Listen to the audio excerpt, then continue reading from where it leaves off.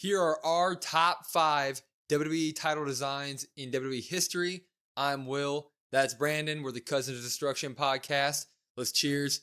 Let's talk some wrestling, huh? Yeah, let's do it. This will be a really fun one to do. I'll go first. We'll start with our special mention. My special mention is what's on Cody Rhodes right now. The WWE Undisputed Championship belt introduced in 2023. Not this one. The one with the gold backing. Only held by Roman Reigns and Cody Rhodes so far, obviously. Dude, that belt looked like it was built just for Roman Reigns at first. And I was like, ooh, man, I'm a little scared. That's not going to look good on anybody else with the black logo. A lot of gold. But ever since Cody's had it, dude, it makes him pop like crazy. I absolutely love it. Gonna have to give it my special mention spot. Yeah, I think some people maybe push back on that and say, oh, it's just a big old W. It's just a big old marketing. But Cody, I would say more than Roman, honestly. Cody makes that belt. Dude, it looks so good. It looks so good with the suit, the way he carries it. It's just the whole package. Do you want to know how beautiful the belt could look? Look at the Backlash promo art. The one where Cody's wearing his whatever you call it, his like suit, his suit thing, costume, whatever he wears, costume, and it's on his shoulder. Yeah. I went with the Raw exclusive tag titles from 2002 to 2010. The Attitude Era?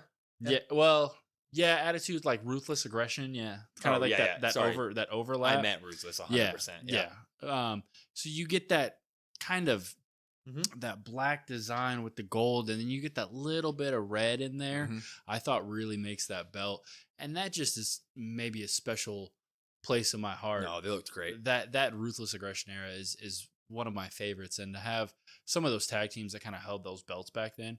I mean, the first one that comes to my mind is Lance Cade and Trevor Murdoch. Yeah. I mean, that's so weird how that's so weird because out of all the teams that held that, Lance Cade and Trevor, but yeah, you're 100% right. Yeah, I mean, like you could maybe say that a little bit tongue in cheek, but like them and obviously DX, the Hardys, like that kind of era, it just holds a special place. And I just remember those belts honestly more than kind of like the world titles at that point. There was so much emphasis on tag team wrestling back then. Number 5. So number 5 is going to be one that we've got here, another special place in my heart. This one right here, the Attitude Era Eagle. When I think of that belt, it's not even Austin or The Rock. Who do you think is the one superstar I think of when I see that belt? Triple H. Yes. Yeah. Yeah. The time to play the game, there's like with that throwback music. It's a cheat code. The water spit with the lights and the dark. It's a cheat code. Any belt looks good. And it has that like remix game theme. So that belt, I mean, it's just like I said a little bit with the Raw tag titles. It's got a little bit of gold, obviously, in the black backing, which is always good, and that little hint of blue. It's got the eagle, which, spoiler, we'll get into a little bit later on my list at least. It's just something about it really draws your eye to it, and arguably, I mean, I wouldn't even say arguably, it's the most popular time in wrestling. I feel like that belt has to deserve at least somewhere on your top 5. Yeah, 100%, because my number 5 is the Big Winged Eagle from the Attitude Era. Yeah, I mean, it's absolutely, it has to be. Debuted on March 30th, 1998 when it was given to Stone Cold. It's been worn, as you said, but it's been worn by the greatest. Stone Cold, The Rock, Triple H, Mankind for a couple days. Kane had it for a day. Kane, Taker. I mean, that belt just signifies the greatest era in wrestling history. Hopefully we can get to that peak right now or close, but 100%. I can't disagree at all. And just a preview or like a little peek behind the curtain, I should say. We didn't share these top 5 lists, so the fact that we have them in the same spot, pretty interesting. Of course not. Number 4, the Undisputed WWE Championship. That one right there. Obviously, there's going to be a picture on the screen for you guys, but we do have one right there as well. God damn, that belt. That belt personifies what a title should look like. Yeah. Big gold champion in big letters. It kept the eagle. There's going to be a picture for them on the screen. It's going to be okay. I know, but the live shot. If somebody wants to see the live shot. I mean, it kept the tradition of the eagle. It was the last belt. Well, no, the spinner technically has an eagle, but it was the last one to have an eagle really stand out on top of it. The world on it's so pretty, man. It had the Vince McMahon crest on it, family crest, something that I think that was the last belt that had one, which obviously we don't need that anymore, but held by guys like Jericho, introduced to Jericho, Brock Lesnar, Undertaker, John Cena, JBL. Yeah. List goes on and on. That belt is special to me. That was the title that was on SmackDown when I started watching wrestling, and that is the title that I love. Yeah. Number 4 for me is that undisputed belt. Like you said, it's just the Undeniable. it's got to be in your top 5. That era, I think of that, and then I think of the SmackDown with the white background on like the video intro, Yeah. and the blue, and it's got all those random superstars that back in the day, like I said, that Ruthless Aggression era is near and dear to both of our hearts. I think of the Taker Lesnar rivalry. It's just such a good looking belt. Taker made them blow the belt up, like in size. When they gave it to Taker, they were like, "This world championship looks too freaking small." Yeah, and they made one bigger, and then it was almost too big. But I thought because it was so big, it looks amazing. Like the pictures of Brock Lesnar wearing it, and it takes up like half his freaking torso. Yeah, and I believe that's what a championship should be, man. Eddie won that too. Eddie won it. Eddie had that, right? Yep. I just wanted to make sure, but yeah, I mean that Lesnar, like you said, it's so big and massive, even on somebody like Brock Lesnar, that you're like, okay, this guy is the real deal. Yeah. We'll go ahead. We'll go to number 3. This is where I think we might differ. Oh, come on. We'll see. I'm not going with a main event title at this point. Okay. Going with a mid-card title. Okay. I'm going with the white Intercontinental title. Keep the train going, baby. Keep the train going. It's just up there for me. The black, I guess we already did our honorable mentions, but the black one is there as well. But the white strap with it makes it pop so much. Yep. It's just something about it. You didn't see it a whole lot, obviously, until with the women's titles recently with the white strap. And admittedly, my guy Cody Rhodes back in the day, reintroducing it is just obviously the lineage and it having the white strap before, and Cody bringing it back and kind of reinvigorating that IC title look, and then him going on, and I mean Jericho winning it. I believe Ziggler had it as well at one point. I mean, just that belt really stands out in a time where kind of all the belts, for lack of a better term, kind of look the same. Yeah. Number 3 for me. I mean, we did have the same, but I did this. What you can see what I had written down here. I said Intercontinental Championship throughout the 1980s / Cody Rhodes. There we go. What he did was he brought back the exact title design. He put it on a white strap, and you're 100% right. The white strap makes it pop. It makes it look incredible. But that Intercontinental design with the it looks like it gives you like a simulated stacked plate where the sides come up with the world in the middle. It's kind of the same reasoning that I love the Undisputed title. I love that center world on it. Man, that belt's great. It looked great on absolutely everybody. It was obviously used throughout the 80s and briefly throughout the 2010s. People like Macho Man, Randy Savage, Razor Ramon, Rick Rude, the list goes on and on. I mean, great matches for that belt. The Intercontinental title felt more prestigious just from the look of it. Yeah. And that's something that you just got to love. Yeah, and that's what I guess, I mean, obviously, thinking about it, you take it back and you think about Macho and Razor and some of those guys that had it, and then obviously when it gets brought back, you kind of sometimes at points in wrestling, you maybe forget about the mid-card titles, or maybe you don't care about them. But those guys really made it mean something. 100%. And I think that belt's kind of synonymous with the best kind of era of. Oh, yeah, 100%. One of those belts, and I think every belt on this list has that same this same thing happened to it, but it's one of those things where the belts look great, and then what the superstars brought to the belts only. Yes. But number 2. Let's see. Drum roll. The original Winged Eagle belt.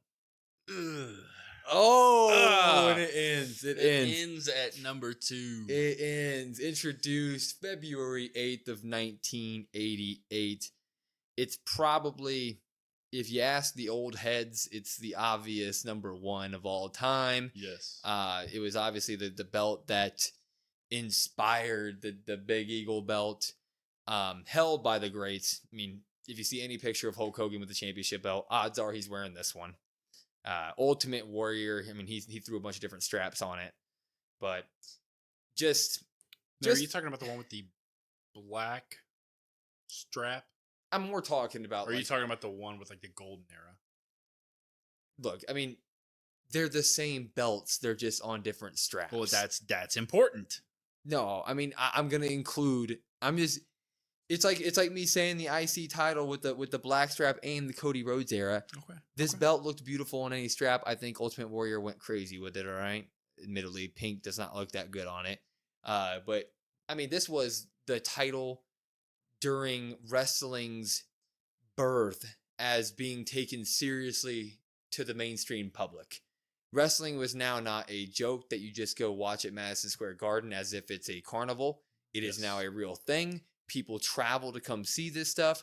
They can pack giant domes for big events, and this belt was the end all be all for the company at the time. So I got to give it to them, the WWF Winged Eagle belt at number 2. I went back and forth on my 1 and 2, admittedly. I'm guessing we switched our 1 and 2 then. We probably did. So went back and forth, honestly, with a few. Well, I shouldn't say a few belts, but a couple different belts that I was like, okay, this one could be 1, this one could be 2. Yeah. And I really don't think there's a wrong answer. No. But my number 2 is gonna be the big gold. Oh, I thought you were gonna say the Rated R spinner. Oh, that's it was either between the big gold, the Rated R spinner, or the Divas title. Oh. So it was a tough one. The big gold, it's a special place, I know, in your heart. You think about that belt and just the lineage of time. Yeah. I mean, that belt's been timeless, and that belt was way ahead of its time. It looked great on anybody. I'm gonna save a little bit about it because I know how much you love that belt, and I'm gonna let you talk about it some. What? But the superstars that held that belt, obviously, and I mean, I think of Triple H with that belt too, and probably.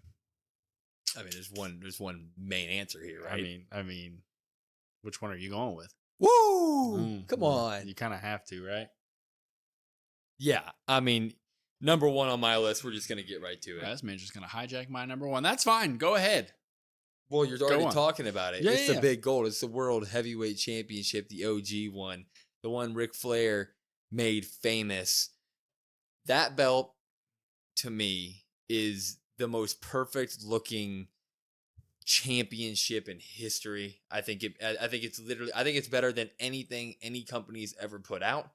I'm looking at you. The New Japan Intercontinental title.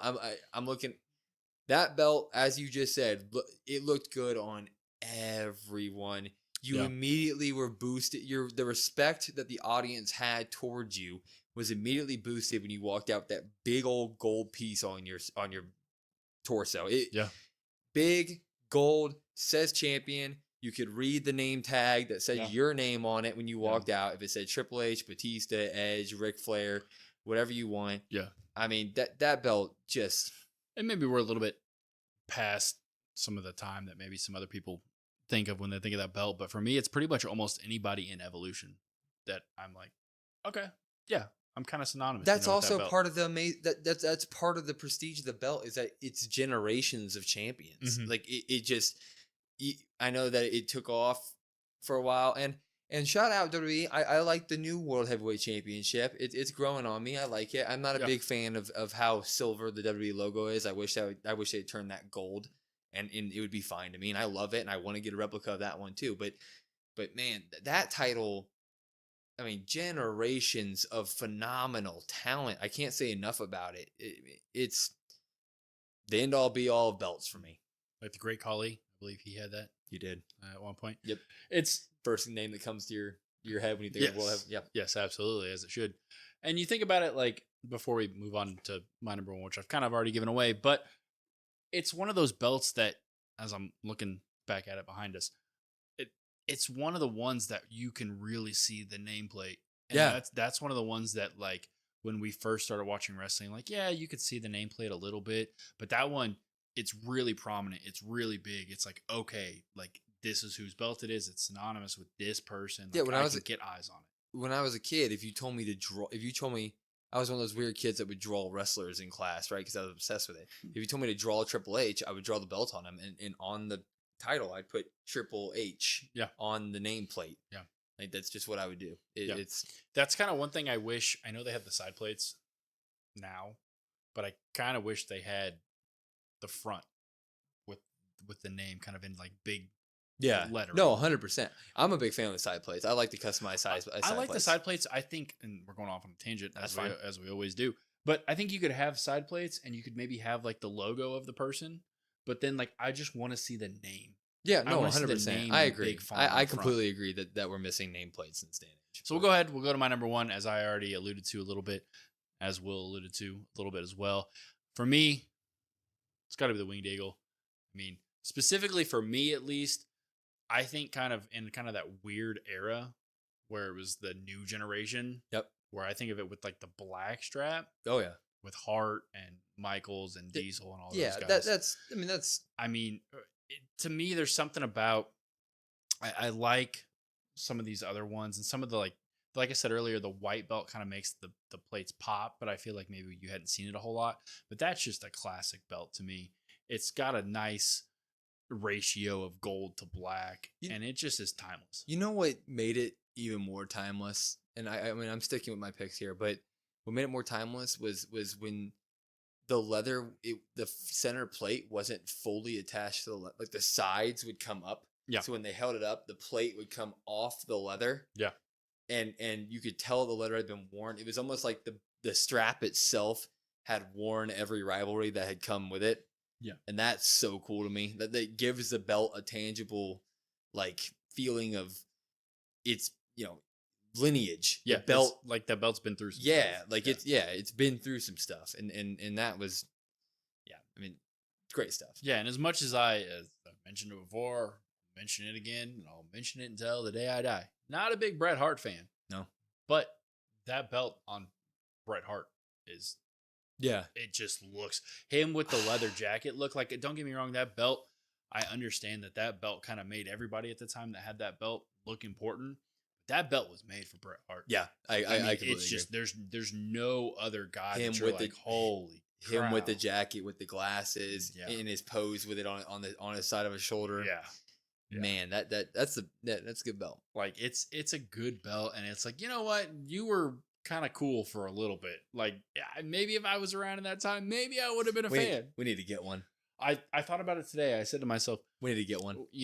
We talked to ourselves about ideas, and you gave me this idea, and I went through the list and kind of like begrudgingly put the big gold at number 2. And I was like, like as much as I like that belt, I'm gonna have to put this one first. And then I thought to myself, like, oh, we have all the other ones.